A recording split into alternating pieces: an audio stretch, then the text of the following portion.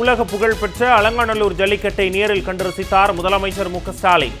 சிறந்த காளைகளின் உரிமையாளர்களுக்கும் மாடுபிடி வீரர்களுக்கும் பரிசுகளை வழங்கி பாராட்டு.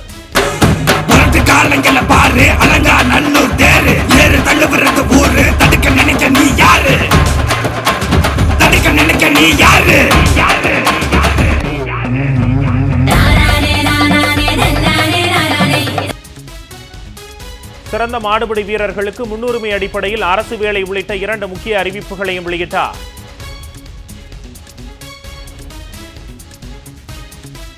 கோலாகலமாக நடைபெற்றது உலக பிரசித்தி பெற்ற அலங்காநல்லூர் ஜல்லிக்கட்டு. 19 காளைகளை அடக்கி முதல் பரிசாக முதலமைச்சர் அளித்த கார் பரிசை வென்றார் கருப்பாயூரணி கார்த்திக். சிறந்த காளைக்காக துணை முதலமைச்சரின் டிராக்டர் பரிசை வென்றார் புதுக்கோட்டையைச் சேர்ந்த ஏவி பாலா.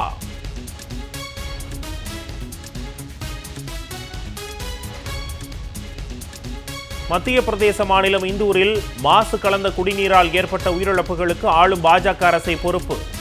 மக்களவை எதிர்க்கட்சித் தலைவர் ராகுல் காந்தி குற்றச்சாட்டு. உயிரிழந்தோரின் குடும்பத்தினரை நேரில் சந்தித்து ஆறுதல்.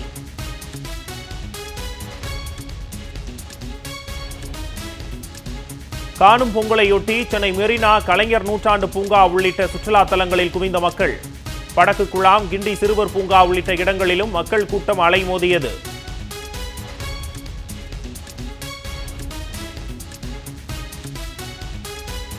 பரமக்குடியில் தமிழ்நாடு அரசு சார்பில் கட்டப்பட்டுள்ள தியாகி இமானுவேல் சேகரனார் மணிமண்டபம் திறப்பு. முதலமைச்சர் மு.க.ஸ்டாலின் திறந்து வைத்தார்.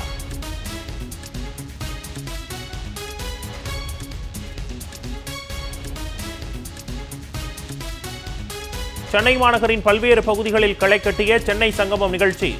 முதல் முறையாக கோஆப்டெக்ஸ் சார்பில் நடத்தப்பட்ட ஆடை அலங்கார அணிவகுப்புக்கு அமோக வரவேற்பு.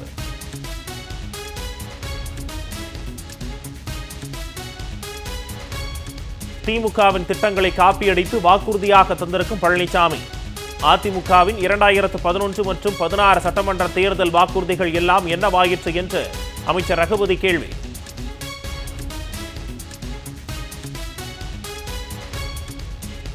காரைக்காலில் கோலாகலமாக தொடங்கிய புகழ்பெற்ற கார்னிவல் விழா. வாகனங்களில் ஒளிபெருக்கி வைத்து நடனமாடியபடி சென்ற கலைஞர்கள்.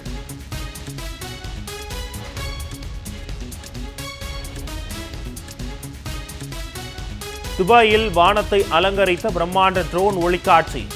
விதவிதமான வடிவங்கள், அசைவுகளால் பார்வையாளர்களை கவர்ந்த வினோதம்.